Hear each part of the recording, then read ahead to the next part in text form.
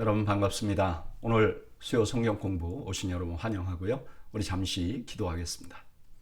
하나님 아버지, 오늘도 저희들이 하나님 말씀 함께 나누기 위해서 모였습니다. 하나님 말씀으로 저희들에게 은혜를 베풀어 주시옵소서. 예수님의 이름으로 기도하옵나이다. 아멘. 네, 오늘은 두 개의 성경, 데살로니가 후서, 또 스바냐서, 둘 다 짧은 성경이에요. 두 성경을 함께 공부하겠습니다. 먼저 우리가 데살로니가 후서는 데살로니가 전서에 이어진 성경이죠. 그러니까 아마도 데살로니가 전서를 쓰고요. 그 편지가 이제 갔을 거 아닙니까? 그분들이 읽고 또 이제 그걸 전달하는 디모데가 가서 봤을 거 아닙니까? 그리고 돌아와서 어떤 소식을 전했을 거예요.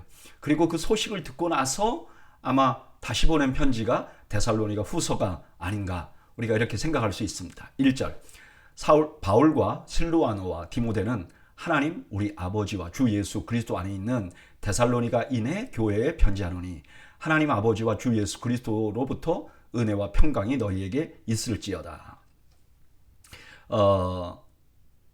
데살로니가 전서를 보낸 발신자와 똑같은 사람들이죠. 바울과 실루아노, 실라죠. 그리고 디모데 세 사람이 너희들에게 다시 편지를 보낸다 하는 말씀으로 시작을 합니다. 3절, 형제들아 우리가 너희를 위하여 항상 하나님께 감사할지니 이것이 당연함은 너희의 믿음이 더욱 자라고 너희가 다 각기 서로 사랑함이 풍성함이니 그러므로 너희가 견디고 있는 모든 박해와 환난 중에서 너희 인내와 믿음으로 말미암아 하나님의 여러 교회에서 우리가 친히 자랑하노라. 이제 아마 데살로니가에서 들렸던 소식 중에 하나가 이분들이 핍박을 받고 있다는 거였을 거예요. 근데 이 핍박을 받으면서 이분들이 잘 견뎌요. 그리고 그렇게 잘 견디면서 믿음이 더욱 자라나는 거예요. 뿐만 아니라 서로 사랑도 베풀어요. 그러니까 이게 너무너무 자랑스러웠다는 거예요, 사도들에게. 그래서 가는 곳곳마다 데살로니가 교회 좋은 교회다 이렇게 말했다는 거죠.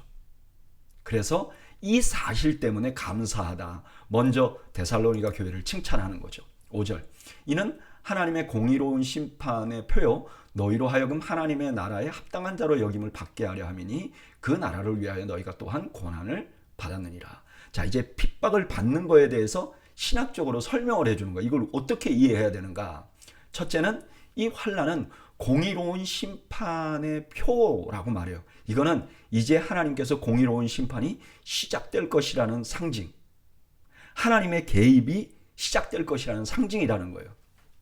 아니, 지금 핍박을 받는데 이게 공의로운 거냐고? 이게 불공평한 거죠. 믿는 사람이 핍박을 받는 거 불공평한 거 아닙니까? 아니요. 이제 공의로운 일이 시작이 될 거라는 거예요. 다음 절에서 이제 그 구체적으로 설명을 하고, 그 다음에 이 환난은 누가 진짜인지도 보여준다는 거예요.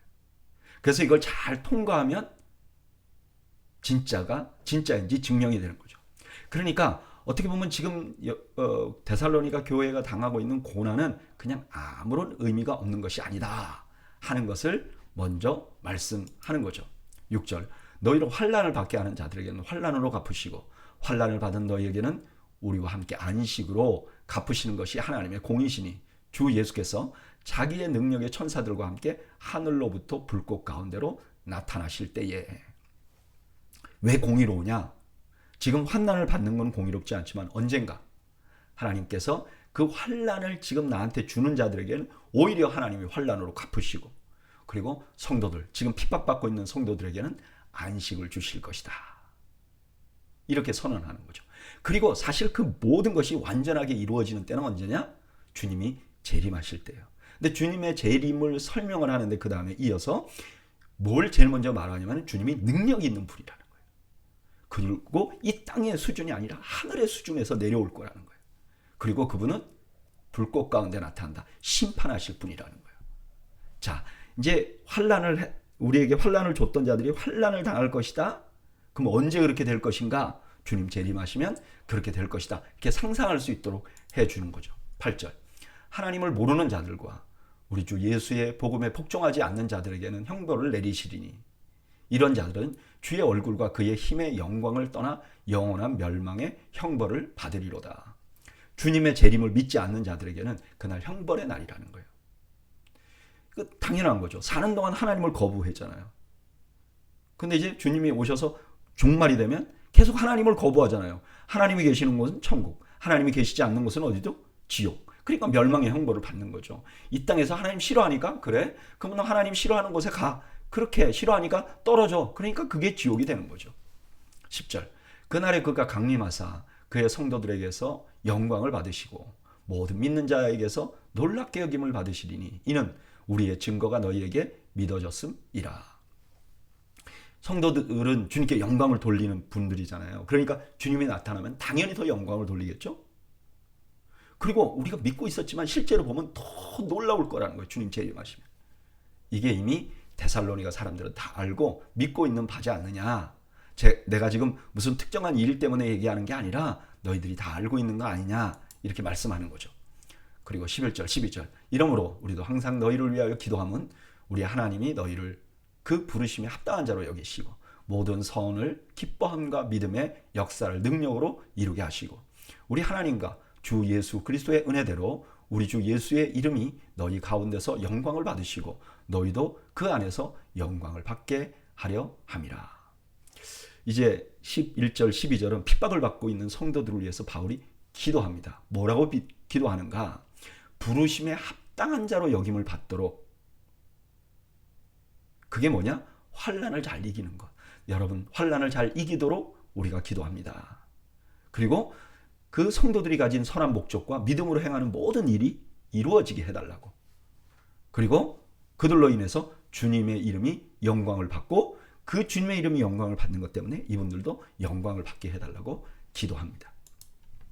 오늘 본문은 고난을 당하고 있는 교회에게 사도 바울이 위로의 말씀을 주는 거예요. 그 위로의 내용이 뭐냐? 지금 환난을 당하고 있는 거 하나님이 개입을 시작하신 표야. 그래서 언젠가는 하나님이 갚아줄 거야. 뿐만 아니라 환난으로 인해서 누가 진짜인지를 드러내게 될 것이야. 그러면 이렇게 누가 진짜인지 드러내는 것으로 끝나는가? 아니야. 환난을 주는 자들은 그냥 두지 않을 것이야. 그리고 믿음을 지키는 자들은 안식을 누리게 될 것이야. 이렇게 선언하는 거죠. 이 모든 것이 언제 마무리되느냐? 주님 재림하시면 종결이 될 거야. 그러면서 그렇게 고난받는 교회를 위해서 사도 바울이 기도하겠다고 말씀하십니다. 여러분 그렇습니다. 우리가 사는 세상에서 우리는 항상 핍박을 받습니다. 약자예요. 믿는 자다. 그럼 약자죠. 그리스도인들은요. 처음부터 세상에 생겨날 때부터 존중받는 존재가 아니었어요. 핍박받는 존재였어요. 그러니까 내가 지금 세상에서 고난을 당하고 있습니다. 이거는 놀라운 일이 아니에요. 이건 그냥 일상적인 일이에요. 이건 중요한 일이 아니에요. 그럼 중요한 건 뭐죠? 내가 이런 핍박을 받는 중에 어떻게 리액션을 할 것인가? 어떻게 그것에 대해서 대응할 것인가? 만약에 내가 핍박 중에 하나님의 영광을 위해서 잘 견디고 또 하나님 앞에 인정을 받게 되면 이건 우리에게 큰 축복이 될 수 있다는 거예요. 여러분 기억하시기 바랍니다. 내가 어떤 환경에 놓여 있는지보다 더 중요한 게 있어요. 그게 뭐냐면 내가 그 상황에서 어떻게 해야 되는지가. 이게 더 중요한 거죠. 저는 오늘 수요 성경 공부 오신 여러분들이 내가 어떤 일을 당하고 있는가? 내가 어떤 일을 겪고 있는가? 내가 사는 것이 왜 이런 거에 집중하는 것이 아니라 이런 상황에서 내가 어떻게 해야 하나님이 기뻐하시고 내가 어떻게 해야 하나님께 영광이 되는지를 집중하는 여러분들이 되시기를 주님의 이름으로 축원합니다. 2장 1절 형제들아 우리가 너희에게 구하는 것은 우리 주 예수 그리스도의 강림하심과 우리가 그 앞에 모임에 관하여 영으로나 또는 말로나 혹은 우리에게서 받았다는 편지로나 주의 날이 이르렀다고 해서 쉽게 마음이 흔들리거나 두려워하거나 하지 말아야 한다는 것이라. 여기 이제 우리가 너희에게 구하는 바 이렇게 말하는 거 보면 이제 본격적으로 이 편지를 보낸 주요 내용, 주 얘기를 하고 싶다는 거죠. 그게 뭐냐? 주님이 이미 임하셨다고 거짓말하는 사람들이 있다는 거예요. 그 사람들은 어떤 때는 자기들이 말로 하기도 하고 또 영적으로 받았다고 하기도 하고 심지어 사도들이 보낸 편지에 이미 예수님 재림했다고 말했다고 이렇게 말했단 말이에요. 근데 이 말을 들으니까 사람들이 막 마음이 흔들려요. 내가 지금 이미 재림했으면 나는 어떻게 해야 되지? 산으로 가야 되나? 또는 나는 이미 버려졌나? 그래서 두려워하게 된다는 거예요. 그렇게 하면 안 된다고 지금 말하는 거죠. 3절. 누가 어떻게 말하여도 너희가 미혹되지 말라. 먼저 배교하는 일이 있고 저 불법의 사람 곧 멸망의 아들이 나타나기 전에는 그 날이 이르지 아니하리니 그는 대적하는 자라 신이라고 불리는 모든 것과 숭배함을 받는 것에 대항하여 그 위에 자기를 높이고 하나님의 성전에 앉아 자기를 하나님이라고 내세우느니라. 내가 너희와 함께 있을 때에 이 일을 너희에게 말한 것을 기억하지 못하느냐. 재림했다고 하는 말 믿지 마. 왜냐하면 재림하기 전에는 어떤 일이 일어나느냐. 배교가 엄청나게 일어날 거야. 근데 너희들이 아직 믿음을 지키고 있잖아. 그리고 불법의 사람, 적그리스도가 나타날 건데 이 사람이 자기가 하나님이라고 내세우는, 자기만 높이는 자가 나타날 것이라는 거예요. 그리고 이거는 이미 사도 바울이 데살로니가에 있을 때도 계속해서 말했던 바다 하는 것을 가르쳐 주는 거죠. 6절. 너희는 지금 그로 하여금 그의 때에 나타나게 하려 하여 막는 것이 있는 것을 아나니 불법의 비밀이 이미 활동하였으나 지금은 그것을 막는 자가 있어 그 중에 옮겨질 때까지 하리라. 지금 악한 자들의 활동이 지금 이제 전혀 없는 건 아니에요. 그렇게 나타나려고 해요. 근데 지금 누르고 있어, 하나님이. 하나님의 컨트롤 아래에 있다는 거예요. 그러니까 지금 비밀리에 악한 자들이 지금 활동을 하고 있는 상황이다. 이렇게 말하는 거죠. 8절. 그때 불법한 자가 나타나니니 주 예수께서 그의 입의 기운으로 그를 죽이시고 강림하여 나타나심으로 패하시리라. 이제 그렇게 강력한 자가 이제 막 눌려있다가 팍 나타날 거예요. 근데 나타나자마자 얼마 안 돼서 예수님에게 죽임을 당할 거예요. 그 세력은 큰 것 같아도 아무것도 아닌 것이 드러날 거예요. 9절. 악한 자의 나타남은 사탄의 활동을 따라 모든 능력과 표적과 거짓 기적과 불의의 모든 속임으로 멸망하는 자에게 있으리니 이는 그들이 진리의 사랑을 받지 아니하여 구원함을 받지 못함이라. 그 악한 자들은 나타나서 어떻게 하는가? 그 뒤에는 사탄이 있고요. 막 능력도 행하고 표적도 행하고 기적도 행하고 속임을 베풀 거예요. 그리고 멸망받을 사람, 하나님께 택함 받지 못한 사람은 그 안에 있을 거예요. 아, 좋다, 헐랄라 할 거라는 거예요. 왜냐? 그들이 하나님의 사랑을 받지 못해서 그렇게 돼 있다는 거죠. 11절. 이러므로 하나님이 미혹의 역사를 그들에게 보내사 거짓 것을 믿게 하심은 진리를 믿지 않고 불의를 좋아하는 모든 자들로 하여금 심판을 받게 하려 하심이라. 원래 이 미혹의 역사는 사탄의 역사예요. 근데 이걸 하나님이 지금 어떻게 보면 용인하고 있잖아요. 그냥 그렇게 사탄의 역사가 나타나도록 봐주고 있잖아요. 그거는 악한 자들이 그를 믿고 그리고 심판을 받게 하려고 그렇게 하고 있다는 거예요. 13절. 주께서 사랑하시는 형제들아, 우리가 항상 너희에 관하여 마땅히 하나님께 감사할 것은 하나님이 처음부터 너희를 택하사 성령에 거룩하게 하심과 진리를 믿음으로 구원을 받게 하심이니 이를 위하여 우리의 복음으로 너희를 부르사 우리 주 예수 그리스도의 영광을 얻게 하려 하심이라. 자, 어떤 자들이 그 적그리스도를 따라가면서 그들은 멸망할 거예요.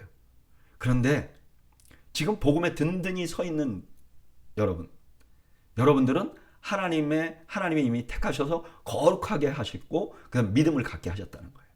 그걸 위해서 자기들을 도구로 사용했다는 거예요. 그래서 복음을 전해서 너희들이 믿었지 않느냐는 거예요. 15절. 그러므로 형제들아 굳건하게 서서 말로나 우리의 편지로 가르침을 받는 전통을 지키라.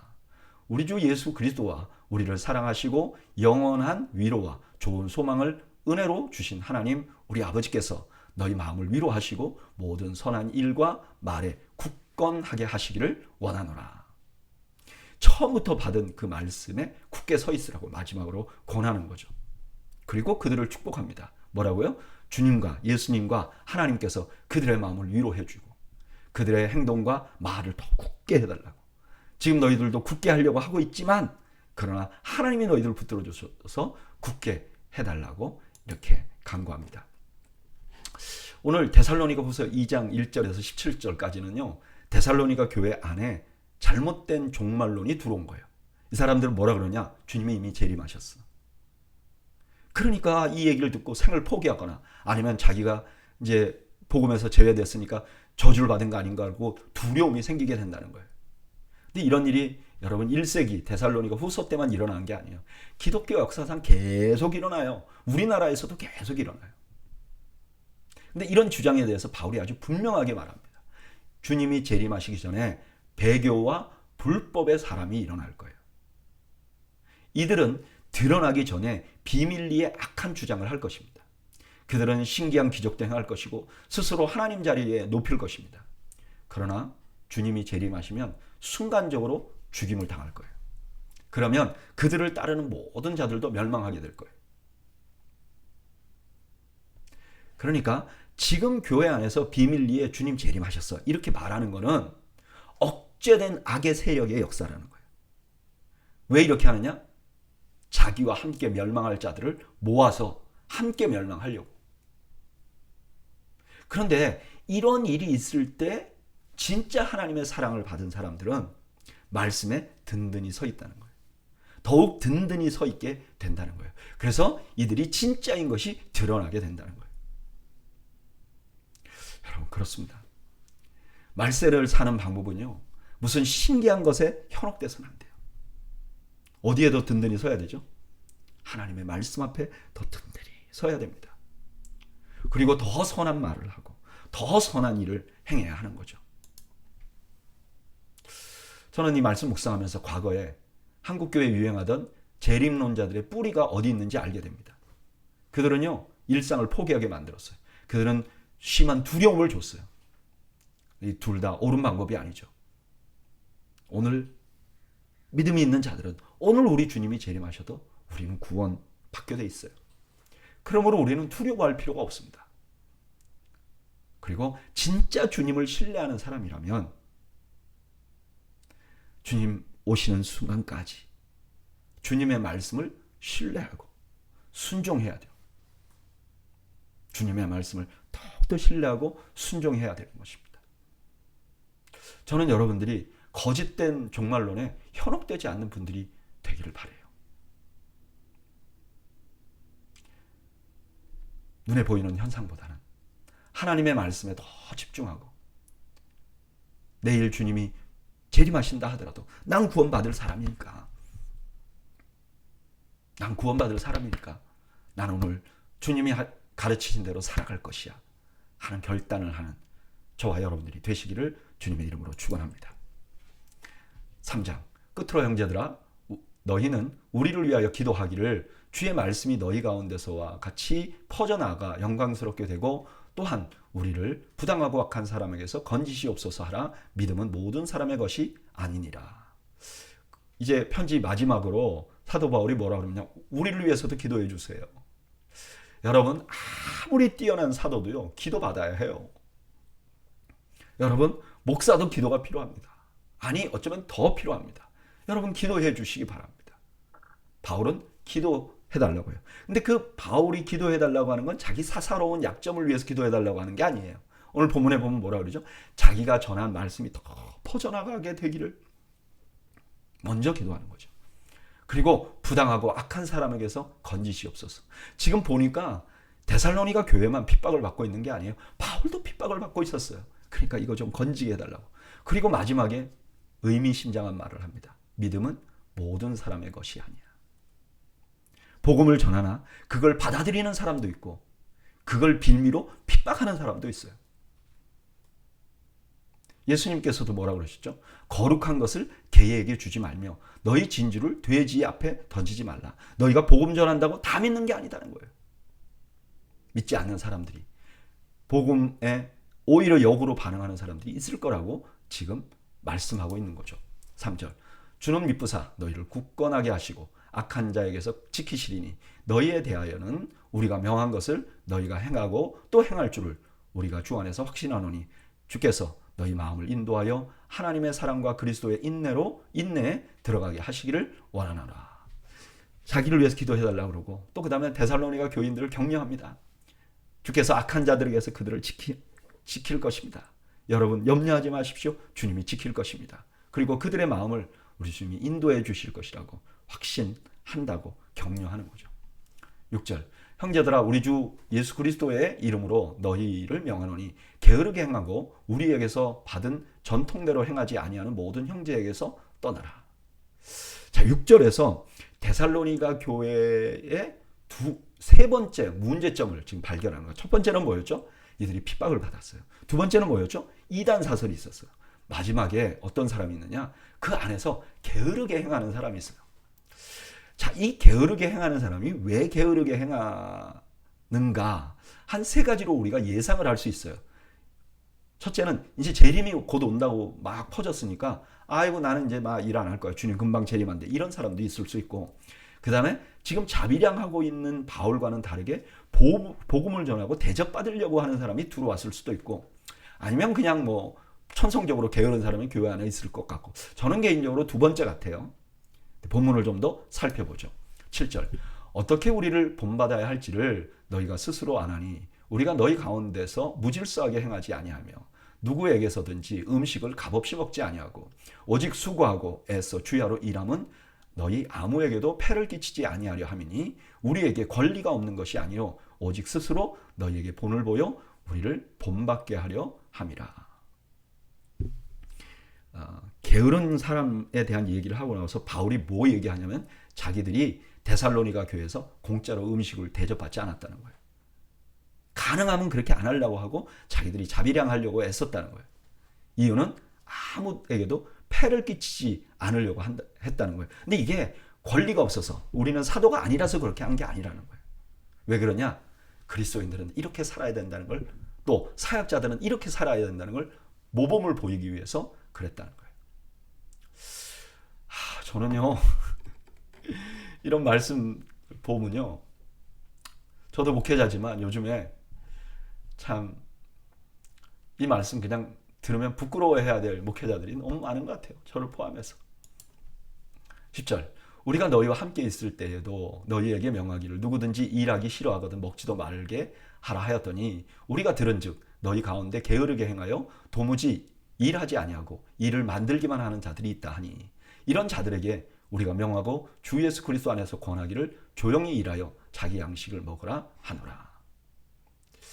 제가 이제 두 번째라고 말하는 이유가 여기 있어요. 사도 바울이 평소에도 뭐라 그랬느냐? 일 안 하면 먹지도 말라. 이렇게 얘기했다는 거예요. 근데 그 가운데서 일을 하지 않고 그다음에 일을 만들기만 하는 자라고 말하잖아요. 여기 일을 만들기만 하는 자는 이런 의미가 있어요.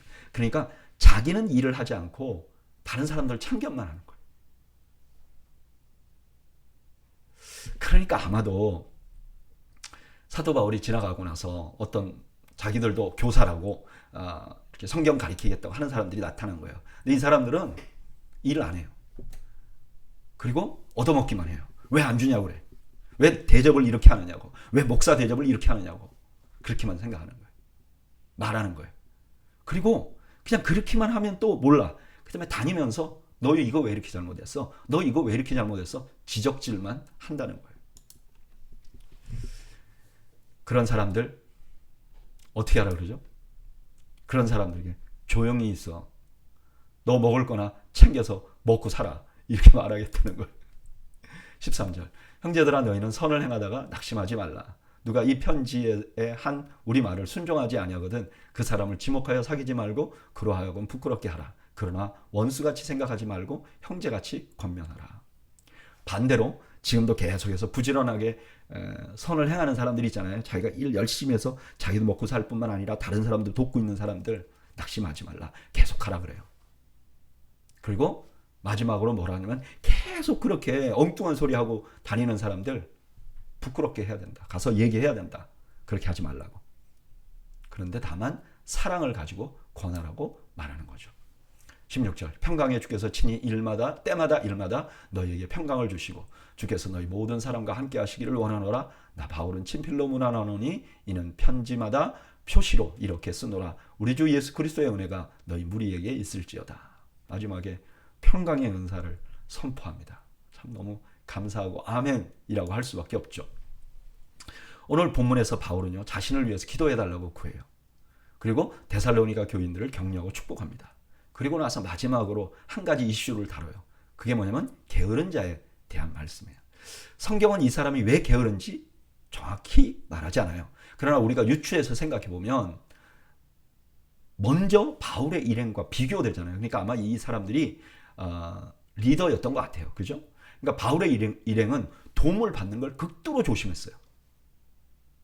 근데 이 사람들은 도움을 받는 일을 너무 쉽게 생각해. 그러니까 교회 일을 하는데 자기 위주로 하는 거예요. 자기 이익만을 생각해서 이게 나한테 이익이 되느냐 안 되느냐 이렇게 생각할 뿐만 아니라 일만 만든다는 거예요. 다니면서 그냥 이 일 저 일 참견하는 사람들이 있다는 거예요.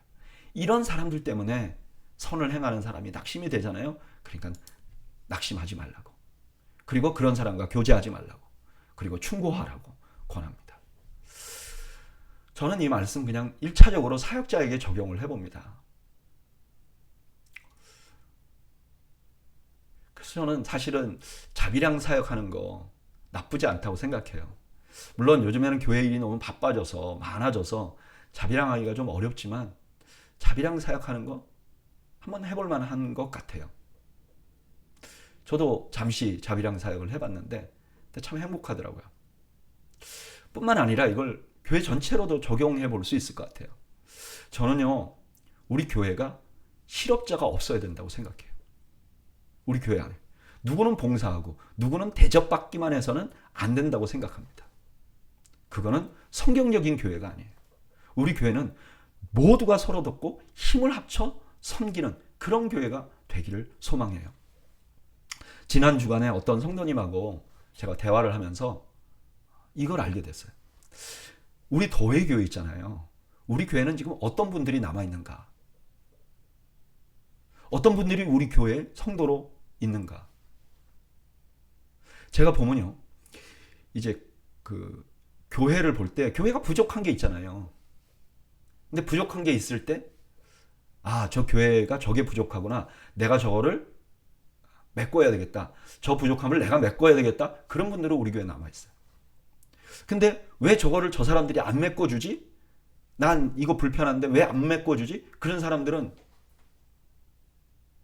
우리 교회에 남아있기가 어려워요. 왜냐하면 부족한 게 너무 많기 때문에. 그러고 나니까 우리 교인들 한 사람 한 사람들이 너무너무 소중하더라고요. 여러분, 지금도 우리가 다 힘을 합해서 교회를 섬기고 있잖아요. 저는 우리 교회 성도 중에 한 사람도 자기는 일을 하지 않고 지적하는 게으른 사람과 같이 책망받는 분이 없기를 바랍니다. 그리고 우리는 모두가 다 선한 일에 애를 쓰는 칭찬받는 성도들이 되기를 주님의 이름으로 축원합니다. 자, 이제 스바냐서로 가겠습니다. 이제 구약으로 껑충 뛰는 거죠. 스바냐서 1절 아몬의 아들 유다 왕 요시야의 시대에 스바냐에게 임한 여호와의 말씀이라. 스바냐는 히스기야의 현손이요 아마랴의 증손이요 그다랴의 손자요 구시의 아들이었더라. 이 한마디 스바냐서 첫 이 한마디에는 두 가지 의미가 담겨 있어요. 첫째는 이 스바냐서가 쓰일 때가 언제냐. 요시야의 시대라는 거예요. 근데 스가랴가 히스기야의 4대 손이라는 거죠. 그러니까 히스기야 이후에 므낫세 왕, 아몬 왕, 그 다음에 요시야거든요. 그러니까 아마 요시야 왕 초기 때쯤 되는 것 같아요. 근데 이 히스기야 왕은 굉장히 훌륭한 왕이었어요. 근데 그 뒤에 므낫세는요, 굉장히 악한 왕이에요. 아몬도 굉장히 악한 왕이에요. 이들이 우상 숭배를 진짜 열심히 했어요. 왜 그랬느냐? 아시리아가 이때 전성기였거든요. 그래서 북이스라엘이 이때 망해버려요. 그러니까 이 남유다의 두 왕 므낫세와 아몬 보기에는 이거 아시리아에 잘못 보이면 큰일 나잖아요. 그러니까 아시리아에 아부하는 거예요. 그냥 간도 다 빼놓고 다 빼주고 그러는 거예요. 근데 이 두 왕이 이제 세상을 떠나요. 그리고 이제 이 타락한 나라에 8살 된 요시야라는 왕이 이제 등극을 하는 거죠. 또 하나는 이 스바냐서를 쓴 스바냐가 누군가, 이 사람이 왕족이었을 것이다. 그래서 나라 전체를 바라보고 그 어떤 왕에게 그리고 위정자들에게 이 말씀을 선포한 거 아니냐, 그런 생각이 듭니다. 자, 2절. 여호와께서 이르시되 내가 땅 위에서 모든 것을 진멸하리라. 내가 사람과 짐승을 진멸하고 공중의 새와 바다의 고기와 거치게 하는 것과 악인들을 아우러 진멸할 것이라. 내가 사람을 땅 위에서 멸절하리라. 나 여호와의 말이니라. 딱 시작이 뭐냐? 멸망시킬 것이다. 진멸하겠다. 그것도 4번이나 반복하면서 시작합니다. 겁나죠? 4절. 내가 유다와 예루살렘의 모든 주민들 위에 손을 펴서 그 남아있는 바알을 그곳에서 멸절하며 그마림이란 이름과 및 그 제사장들을 아울러 진멸하며. 그 진멸의 대상이 누구냐? 예루살렘이라는 거예요. 왜 그러냐? 그들이 바알 신상을 섬기고 있고 그마림은 유다 왕들이 세운 이방 제사장들을 그마림이라고 불렀다고 그래요. 그러니까 이들이 하나님 섬겨야 되는 예루살렘 안에 악이 가득했으니까 심판을 받아야 된다는 거예요. 5절.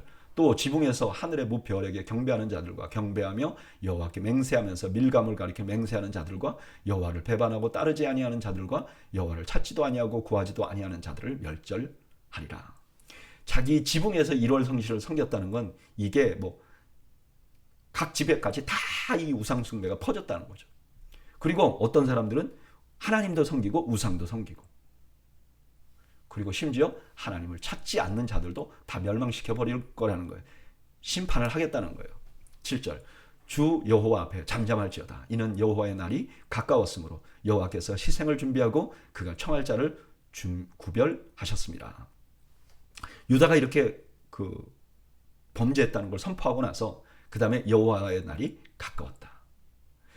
사실 여호와의 날은요, 이 유대인들에게는 큰 축복의 날이에요. 하나님이 오시니까 우리가 진짜 힘을 얻을 수 있는 날이잖아요. 근데 오늘 본문에는 너희도 심판을 받을 것이다. 그러면서 뭐라 그러냐면 여호와께서 희생을 준비하고, 여러분 희생 제물을 준비한다는 건 이런 거잖아요. 짐승, 양이나 뭐를 딱 잡아가지고 죽여서 막 배를 가르고 각을 뜨고 하는 거잖아요. 너무 잔인한 일이죠. 어떻게 보면 하나님이 그렇게 하려고 지금 집도하려고 지금 그 칼을 들고 있다. 그리고 같이 먹을 사람들을 청하고 있다. 이건 아마 이방인들이 되겠죠. 유다가 멸망함으로 덕을 볼 자들을 지금 초대한다. 이렇게 말씀하는 거죠. 그러니까 심판이 진짜 임박했다는 걸 말하는 거죠. 8절. 여호와의 희생의 날에 내가 방백들과 왕자들과 이방인의 옷을 입은 자들을 벌할 것이며 그 날에 문턱을 뛰어넘어 포악과 거짓을 자기 주인의 집에 채운 자들을 내가 벌하리라. 특별히 누구를 벌할 것이냐? 지도자들. 그리고 이방인의 옷을 입은 자들은 이방 문화를 막 앞장서서 들어온 잘 사는 리더들. 그들이 왜 벌을 받을 것이냐? 그들이 예루살렘에서 포악과 거짓을 채웠다는 거예요. 그러니까 자기보다 힘없는 사람들을 압제하고 그들을 핍박했다는 거예요. 10절. 나 여호와가 말하노라. 그날에 어문에서 부르짖는 소리가 제2구역에서 울음소리가 작은 산들에서는 무너지는 소리가 일어나리라. 막데스 주민들아 너희는 슬피 울라. 가나안 백성이 다 패망하고 은을 거래하는 자들이 끊어졌습니다. 여기 어문이라든지 제2구역이라든지 작은 산은 다 북쪽 구역이에요. 신시 가지고 잘 사는데 거기가 완전히 울음바다가 될 거라는 거예요. 그리고 막데스는 상대적으로 낮은 지역인데 거기도 슬픔이 있을 거라는 거예요. 여기 가나안 사람들은 장사꾼들인데요. 장사꾼들이 다 망하게 될 것이라는 거예요. 그러니까 그 안에 살기가 어려워질 것이라고 말하는 거죠.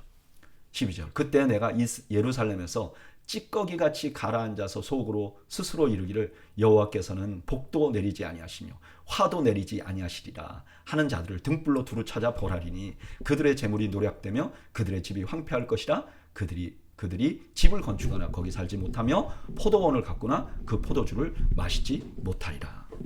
하나님의 심판은 이렇게 겉으로 다니면서 폭력을 행사한 사람들에게만 임하는 게 아니라 잠잠히 혼자서, 왜 그런 사람들이 있잖아요. 겉으로는 큰 소리 내지 않지만 속으로는 다 판단하고 비판하고 그런 사람들 있잖아요. 그러니까 하나님이 이렇게 해도 아무 일도 안 하실 거야 라고 말하는 사람도 다 찾아내서 벌하겠다고 말하는 거죠. 오늘 본문은 남유다의 가장 어두운 시기를 배경으로 하고 있어요. 그때 하나님의 말씀이 선지자에게 임한 거죠. 그때 유다는 어땠는가? 므낫세와 아몬이 57년간 다스렸어요. 너무너무 열심히 우상숭배를 했어요.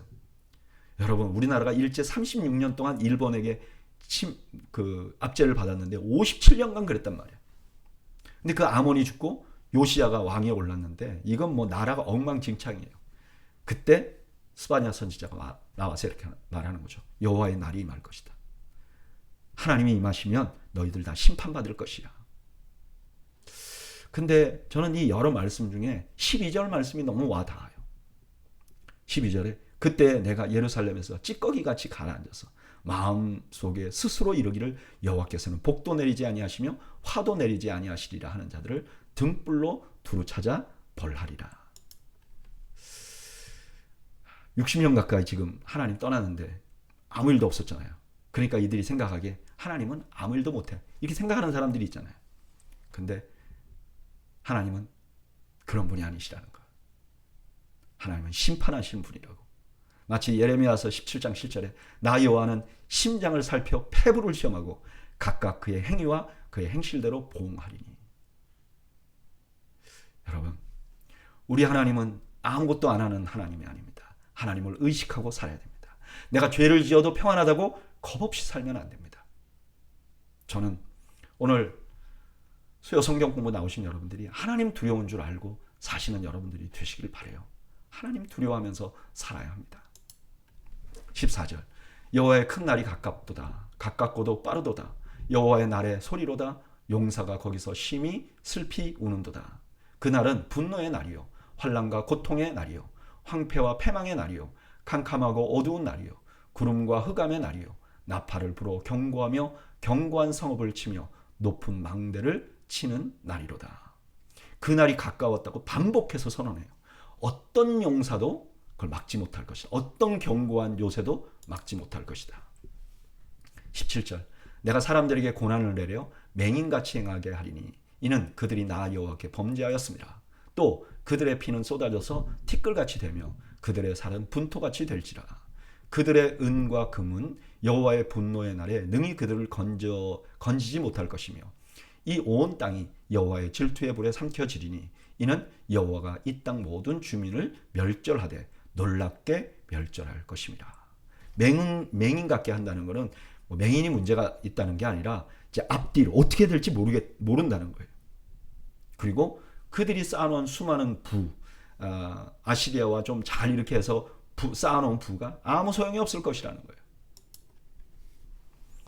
2장 1절 수치를 모르는 백성아 모일지어다 모일지어다. 명령이 시행되어 날이 겨같이 지나가기 전 여호와의 진노가 너희에게 내리기 전 여호와의 분노의 날이 너희에게 이르기 전에 그리할지어다. 여호와의 규례를 지키는 세상의 모든 겸손한 자들아 너희는 여호와를 찾으며 공의와 겸손을 구하라. 너희가 혹시 여호와의 분노의 날에 숨김을 얻으리라. 이렇게 심판이 있다고 말하고 나서 이렇게 말하는 거죠. 모여주세요. 그리고 하나님을 찾아주세요. 하나님 앞에 엎드리세요. 그 직전에라도 그렇게 해주세요. 그러면 분노의 날에 살 길이 있을 겁니다. 이거는 유대인만 그런 게 아니라 모든 사람에게 그런 은혜가 있을 것입니다. 이렇게 말하는 거죠. 오늘 본문은 심판의 날이 가까웠다고 먼저 선언하죠. 그때 하나님의 심판이 시작되면 자기 능력이나 혹은 자기를 지켜주는 환경이나 아니면 재산이 자기를 지켜주지 못할 거라는 거예요. 근데 단 하나 소망이 있어요. 그건 뭐냐? 하나님을 찾는 거예요.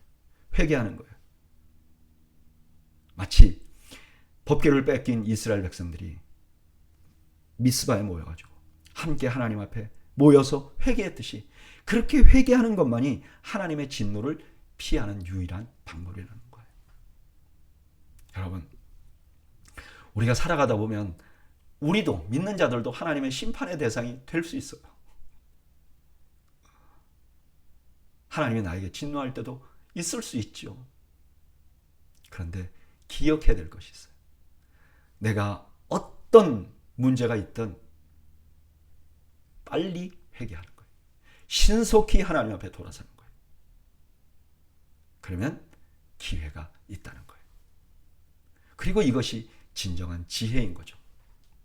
저는 여러분들이 신속하게 회개하는 지혜를 갖기를 주님의 이름으로 축원합니다. 2장 4절에서 가사는 버림을 당하며 아스굴로는 폐허가 되며 아스돗은 대낮에 쫓겨나며 에글로는 뽑히리라. 해변 주민 그렛 족속에게 화 있을진저 블레셋 사람의 땅 가나안아 여호와의 말씀이 너희를 치나니 내가 너를 멸하여 주민이 없게 하리라. 자, 하나님의 백성이 심판을 받잖아요. 이건 아마 뭐 바벨론이 와서 침공하는 것 같은 것일 거예요. 근데 이렇게 되면 하나님의 백성만 망하는 게 아니에요. 그 주변에 있는 모든 나라가 벌을 받을 거예요. 근데 오늘 첫 번째 가사로부터 시작해서 쭉 말하는 건 블레셋 지역이죠. 하나님의 말씀이 그 블레셋 지역을 치겠다는 거예요. 해변은 풀밭이 되어 목자의 운막과 양떼의 우리가 거기 있을 것이며 그 지경은 유다 족속의 남은 자에게로 돌아갈지라. 그들이 거기에서 양떼를 먹이고 저녁에는 아스글론 집에 누우리니 이는 그들의 하나님 여호와가 그들을 보살피사 그들이 사로잡힘을 돌이킬 것임이라. 계속해서 블레셋이 어떤 재앙을 받을 것인가를 말하는데 여기 보면 해변은 풀밭이 되어 목자의 운과 양떼 이렇게 보면 이게 너무 잘 되는 거 아니야? 그런 뜻이 아니에요. 여기 그 블레셋은요 도시국가거든요. 그래서 도시가 잘 개발돼 있어요. 근데 그게 전부 다 풀밭이 될 것이다 이런 뜻이죠. 그런데 그렇게 블레셋이 심판을 받으며 대신 세월이 많이 흐르면 유대인들은 거기서 회복을 경험하게 될 것이라는 거예요. 그렇죠? 유대인들이 나중에 포로에서 돌아와서 이제 그 땅을 또 차지하고 살게 되니까요. 8절 내가 모압과 모압의 비방과 암몬 자손이 조롱하는 말을 들었나니 그들이 내 백성을 비방하고 자기의 경계에 대하여 교만하였느니라. 그러므로 만군의 여호와 이스라엘의 하나님이 말하노라 내가 나의 삶을 두고 맹세하노니 장차 모압은 소돔 같으며 아몬 자손은 고모라 같을 것이다. 찔레가 나며 소금 구덩이가 되어 영원히 황폐하리니 내 백성의 남은 자들이 그들을 노력하며 나의 남은 백성이 그것을 기업으로 얻을 것이다. 모압과 암몬에 대한 말씀인데 이들이 북이스라엘이 망한다든가 남유다가 망할 때 막 조롱했단 말이에요. 근데 이들도 결국 다 망하게 될 것이라는 거예요.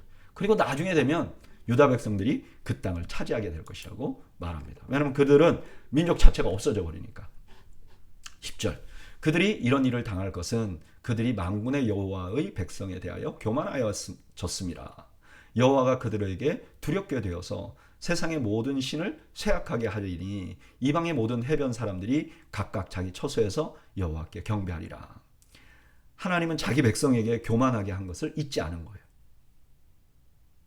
그리고 이들이 심판받는 것으로 어떤 결과가 나오느냐? 이방 신을 섬기는 자들은 우와 우리가 저들과 우리가 비슷한 신을 섬겼는데 별거 아니네. 우리도 이거 큰일 났네. 이렇게 신뢰가 흔들리게 될 것이고 그리고 나중에 여기 해변의 모든 나라들은 섬나라들을 의미해요. 그러니까 이들이 심판받는 거 보고 다른 나라들이 와 이제 하나님께 돌아서야 되겠다. 이렇게 생각하게 될 거라는 거예요. 12절 구스 사람들아 너희도 내 칼에 죽임을 당하리라. 여호와가 북쪽을 향하여 손을 펴서 아수르를 멸하며 니느웨를 황폐하게 하여 사막같이 메마르게 하리니 북이스라엘을 멸망했던 니느웨까지 멸망시킬 것이라고 말하는 거예요. 이거 가만히 지도를 보면요. 블레셋은 서부 요단에서 이스라엘에서는 서부 쪽이고 모압과 암몬은 동쪽이에요. 구스는 남쪽, 아수르는 북쪽. 그러니까 사방의 나라가 다 심판을 받을 것이다 하는 말씀을 하는 거죠. 14절 각종 짐승이 그 가운데에 때로 누울 것이며 당아와 고슴도치가 그 기둥 꼭대기에 깃들이고 그것들이 창에서 울 것이며 문턱이 적막하리니 백향목으로 지은 것이 벗겨졌습니다. 이는 기쁜 성이라 염려 없이 거주하며 마음속에 이르기를 오직 나만 있고 나 외에는 다른 이가 없다 하더니 어찌 이와 같이 황폐하며 들짐승이 엎드릴 곳이 되었는가. 지나가는 자마다 비웃으며 손을 흔들리로다. 계속해서 니느웨에 관해서 말하는 거죠. 니느웨는 지금 이 당시도 최강이었어요. 근데 니느웨가 아수르의 수도였잖아요. 그러니까 최강이었어요. 근데 그들에게 말하기를 뭐라 그러냐면은 다 황폐하게 될 것이다. 지나가는 사람들이 너희들 조롱할 것이다. 라고 말하는 거죠. 여러분 하나님의 심판이 시작되면 하나님의 백성들을 심판을 받을 거예요. 그러나 하나님의 백성은 심판을 받은 후에 회복될 거예요. 네, 반대로 주위의 국가들도 심판을 받을 것이에요. 근데 이들은 회복이 없어요. 그리고 이들의 심판은 하나님의 백성의 회복의 동기가 돼요. 그러니까 먼저 심판받은 하나님의 백성들은 회복이 돼서 그들의 땅을 차지하게 될 거예요. 이게 역사적으로도 그랬죠.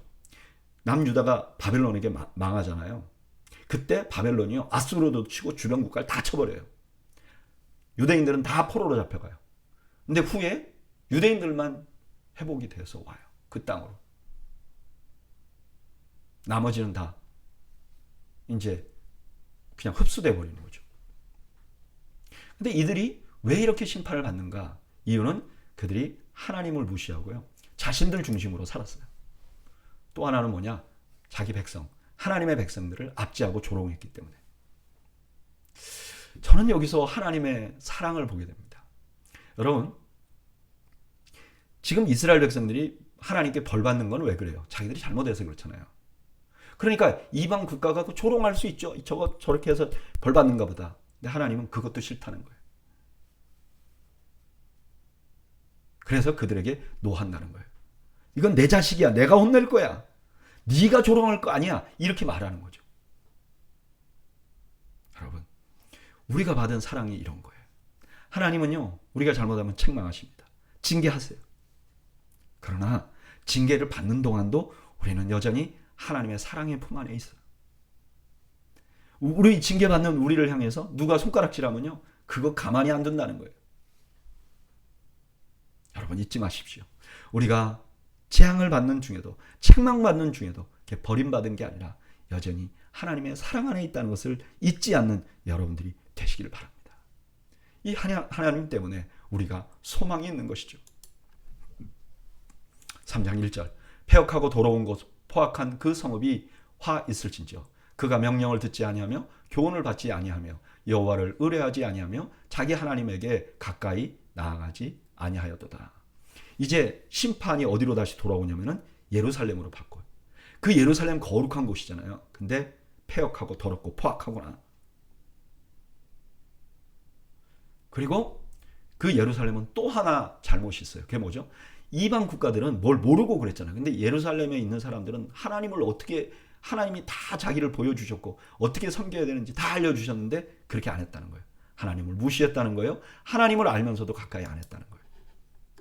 3절, 그 가운데 방백들은 부르짖는 사자요, 그의 재판장들은 이튿날까지 남겨두는 것이 없는 저녁 일이요, 그의 선지자들은 경솔하고 간사한 사람들이요, 그의 제사장들은 성소를 더럽히고 율법을 범하였도다. 그 가운데에 계시는 여호와는 의로우사 불의를 행하지 아니하시고 아침마다 빠짐없이 자기의 공의를 비추시거늘 불의한 자는 수치를 알지 못하는도다. 그 예루살렘의 리더들이, 지도자들이 완전히 타락한 거죠. 근데 이들이 그 가운데 하나님이 계셨다는 걸 몰랐다는 거예요. 그러니까 이런 짓을 행했다는 거예요. 6절, 내가 여러 나라를 끊어버렸으므로 그들의 망대가 파괴되었고 내가 그들의 거리를 비게 하여 지나는 자가 없게 하였으므로 그들의 모든 성읍이 황폐하여 사람이 없으며 거주할 자가 없게 되었느니라. 내가 이르기를 너는 오직 나를 경외하고 교훈을 받으라. 그리하면 내가 형벌을 내리기로 정하기는 하였지만 너의 거처가 끊어지지 아니하리라 하였으나 그들이 부지런히 그들의 모든 행위를 더럽게 하였느니라. 이제 6절은 아마도 그 여러 나라를 끊어버렸다는 거니까 이스라엘이 가나안 땅에 들어올 때 왜 그 가나안 땅을 정복했잖아요. 그들의 거리가 굉장히, 그 가나안 땅이 굉장히 강했어요. 근데 하나님이 징계하려고 하니까, 이스라엘을 통해서 징계하려고 하니까 형편없이 됐잖아요. 그러니까 그거 보고 하나님께 진노를 받으면 이렇게 된다는 걸 알고 돌아오라는 거예요. 그런데 이스라엘은 돌아오지 않고 더 하나님께 죄를 지었다는 거죠. 8절, 나 여호와가 말하노라. 그러므로 내가 일어나 벌할 날까지 너희는 나를 기다리라. 내가 뜻을 정하고 나의 분노와 모든 진노를 쏟으려고 여러 나라를 소집하며 왕국들을 모으리라. 온 땅이 나의 질투의 불에 소멸되리라. 여기 너희라는 게 이스라엘을 심판하는 일에 동원된 이방 나라인지 혹은 유대인 중에 경건한 자인지는 이제 분명하지 않아요. 그러나 분명한 것은 하나님이 이제 심판을 하기 위해서 사람들을 소집하겠다는 거예요. 오늘 본문은 예루살렘에 대한 하나님의 심판을 선언하는 장면이에요. 하나님께서는 예루살렘, 그 거룩한 성을 패역한 도시라고 불러요. 그런데 그들의 패역이 더욱 문제가 되는 것은 그들은 그렇게 하면 안 된다는 걸 너무 잘 알고 있는 자들이었어요. 그런데도 알면서도 죄를 범한 거죠. 하나님께서는 이미 자신의 뜻을 몰랐던 이방인들도 심판하셨어요. 가나안 땅을 심판한 것처럼. 그러니까 당연히 예루살렘은 심판받아야 되겠죠. 그런데 이 모든 심판의 말씀 중에 아주 묘한 말씀이 있어요. 7절. 내가 이르기를 너는 오직 나를 경외하고 교훈을 받으라. 그리하면 내가 형벌을 내리기로 정하기는 하였지만 너의 겨처가 끊어지지 아니하리라. 하나님이 이런 심판 가운데서도 희망을 주는 거예요. 지금이라도 돌아서라. 그럼 내가 용서해 주겠다. 여러분, 그렇습니다. 우리는 살아가면서 하나님께 지금 예루살렘처럼 책망받는 상황에 들어갈 수 있어요. 야, 너 성도라고? 네가 무슨 성도야? 네가 목사라고? 네가 장로라고? 네가 권사라고? 네가 믿는 자라고? 네가 무슨 그런 사람이야? 라고 책망받을 수도 있어요. 그리고 그 대가를 받을 수도 있어요. 그러나 그럴 때 우리가 해야 될 것은 하나님의 말씀으로 돌아가는 거예요. 빠르게 돌아가는 거예요. 이것이 심판 중에라도 긍휼을 입을 수 있는 방법이에요. 우리가 아까도 한번 묵상을 했잖아요. 여러분, 스바냐서는 돌아오라는 걸 강조하고 있어요. 너 멸망시킬 거니까 끝이야. 이게 아니에요. 돌아오라는 거예요. 심판 중에 지혜가 뭐냐? 돌아오는 거예요. 저는 제가 개인적으로 전에도 한번 말씀드렸지만 제가 이렇게 신앙생활을 하다 보면 저도 잘 못하는 부분도 있고 성격도 착하지 않고 여러 가지로 어려움이 있어요. 근데 제가 잘하는 거 하나는 잘못했다고 깨달으면 즉시 회개합니다. 물론 깨닫지 못하는 때도 있어요. 그래서 어리석게 한참 동안 지나가게 되는 경우가 있어요. 그렇지만 알게 되면 빨리 돌아서는 거예요. 손바닥 뒤집듯이 바꿔야 돼. 저는 여러분들이 회개하는데 머뭇거리지 않는 지혜를 가지시기를 주님의 이름으로 축원합니다. 3장 9절. 그때 내가 여러 백성의 입술을 깨끗하게 하며 그들이 다 여호와의 이름을 부르며 한 가지로 나를 섬기게 하리니 내게 구하는 백성들 곧 내가 흩은 자의 딸이 구스강 건너편으로부터 예물을 가지고 와서 내게 바칠지라. 이게 9절 10절이 누구인지는 정확히 몰라요. 아마 여기 돌아오는 자들이 어떤 분들은 유다 백성들, 바벨론에서 돌아오는 사람들을 의미하기도 한다고 하기도 하고, 또 어떤 사람들은 열방, 온 세계 열방들이 하나님 앞에 다시 돌아온다. 둘 중에 어느 건지 정확히 몰라요. 근데 중요한 것은 뭐냐? 이제 하나님이 그들의 입술을 아예 정결하게 해버리겠다는 거예요. 무슨 말인지 알겠죠? 하나님이 주도적으로 그들의 입술을 정결하게 만들어버릴 거라는 거예요. 11절. 그날에 내가 내게 범죄한 모든 행위로 말미암아 수치를 당하지 아니할 것은 그때 내가 내 가운데서 교만하여 자랑하는 자들을 제거하여 내가 나의 성산에서 다시는 교만하지 않게 할 것임이라. 내가 공고하고 가난한 백성을 내 가운데 남겨두리니 그들이 여호와의 이름을 의탁하여 보호를 받을지라. 이 사람의 개인의 입술도 이제 정결하게 해주는 거잖아요. 근데 또 하나 뭐라 그러시냐면은 아예 그 백성 중에 교만한 자들 다 내버리겠다는 거예요. 제거해버리겠다는 거예요. 그래서 예루살렘 안에 교만한 자는 하나도 없이 만들어주겠다는 거예요. 그리고 거기다 가난한 사람들만 넣어놓겠다는 거예요. 그러니까 이 가난한 사람들이 무슨 힘이 있어요? 교만할 수가 없잖아요. 그러니까 하나님만 의탁하게 될 것이고 하나님만 의탁하면 하나님의 보호를 받게 될 것이라는 거예요. 참 신기한 방법을 말씀하시는 거죠. 13절. 이스라엘의 남은 자는 악을 행하지 아니하며 거짓을 말하지 아니하며 입에 거짓된 혀가 없으며 먹고 누울지라도 그들을 두렵게 할 자가 없으리라. 그러니까 남아있는 자들, 다시 돌아온 자들, 그 사람들은 악을 행하지 못해요. 그렇게 악을 행하지 않으니까 두려움도 없는 거예요. 그러니까 돌아보니까 그들이 그동안 파괴됐던 게 힘이 없어서 그런 게 아니고 하나님을 의지하지 않았기 때문이라는 걸 드러나는 거죠. 그리고 이제 14절부터 이 마지막까지는 찬양이에요. 이건 여기서부터 이제 시가 시작되는 거죠. 시온에 따라 노래할지어다. 이스라엘아 기쁘게 부를지어다. 예루살렘 따라 전심으로 기뻐하며 즐거워할지어다. 여호와가 내 형벌을 제거하였고 내 원수를 쫓아내었으며 이스라엘 왕 여호와가 내 가운데 계시니 내가 다시는 화를 당할까 두려워하지 아니할 것이라. 자, 하나님이 그렇게 하실 것이라. 안에 똑똑한 사람들 다 빼버리고 교만한 자들 다 빼버리고 정말 가난한 자들만 모아놓을 것이다. 뭔가 힘도 없는 자들만 모아놓을 것이다. 이렇게 선언하고 나서 기뻐하는 거예요. 기뻐하라 그러는 거예요. 왜? 이미 너 벌 받을 거 다 제거했어. 그리고 바깥에 외부에 너를 칠 자들도 다 제거됐어. 그리고 하나님이 너희 가운데 계셔. 그 다음에 이 스바냐서에서 제일 놀라운 말씀이 나옵니다. 16절. 그날에 사람이 예루살렘에 이르기를 두려워하지 말라 시온아 내 손을 늘어뜨리지 말라. 너의 하나님 여호와가 너희 가운데 계시니 그는 구원을 베푸실 전능자시라. 그가 너로 말미암아 기쁨을 이기지 못하시며 너를 잠잠히 사랑하시며 너로 말미암아 즐거이 부르며 기뻐하리라 하시리라 하리라. 하나님이 그 가운데 계시잖아요.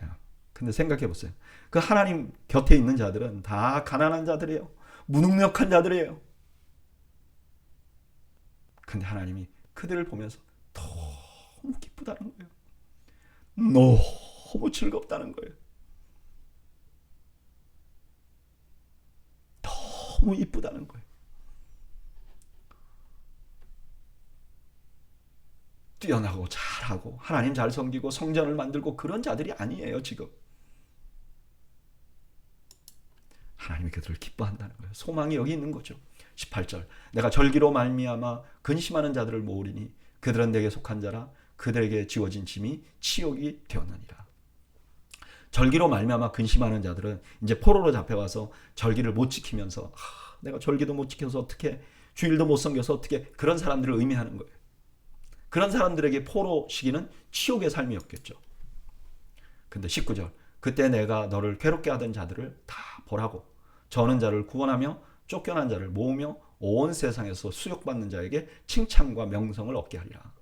내가 그때에 너희를 이끌고 그때에 너희를 모을지라. 내가 너희 목전에서 너희의 사로잡힘을 돌이킬 때 너희에게 천하 만민 가운데 명성과 칭찬을 얻게 하리라. 여호와의 말이니라. 적들은 다 벌하실 것이. 그리고 부족한 나라들만, 사람들만 모아서 칭찬과 명성을 얻게 할 거예요.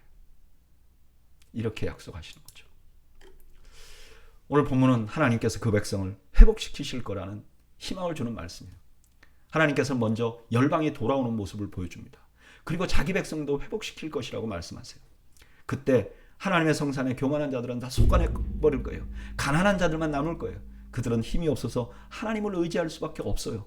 그런데 그렇게 힘이 없어서 하나님을 의지할 수밖에 없는 그들을 하나님 보기만 해도 너무 사랑스러워 하실 것이라는 거예요. 그 하나님이 거기 계시기 때문에 거기 있는 사람들은 아무것도 없어요. 성도 없어요. 지혜도 없어요. 힘도 없어요. 그러나 두려움 없는 삶을 살 것이라는 거예요. 저는 이 말씀 묵상하면서 그냥 요즘 우리가 주일날 설교하고 있는 산상수훈이 생각날 수밖에 없어요.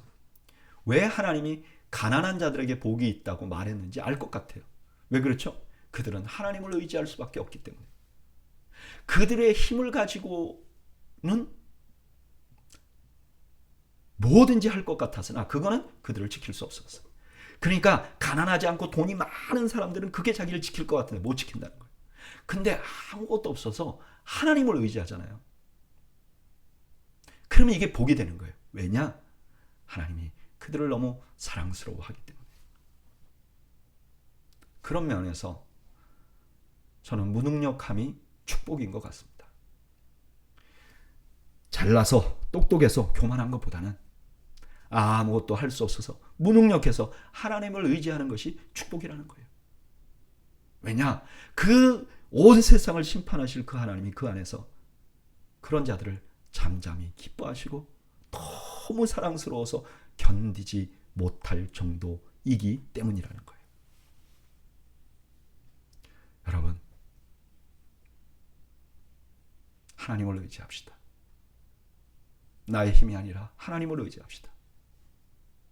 그것이 우리가 하나님 앞에 은혜를 누리는 유일한 방법입니다. 그리고 그런 우리를 하나님이 기뻐하실 줄로 믿습니다. 저는 오늘 수요 성경 공부하신 여러분들이 모두가 하나님 앞에 가난하고 부족한 자들이 되어 하나님의 사랑을 많이 받는 여러분들이 되시기를 주님의 이름으로 축복합니다. 기도하겠습니다.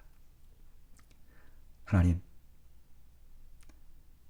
우리가 우리 힘을 의지하지 않고 우리를 사랑하시는 하나님을 의지하고 하나님 앞에 사랑스러워가는 우리 모두가 될 수 있도록 은혜를 베풀어 주시옵소서. 예수님의 이름으로 기도하옵나이다. 아멘. 이상으로 오늘 수요 성경 공부를 모두 마쳤습니다.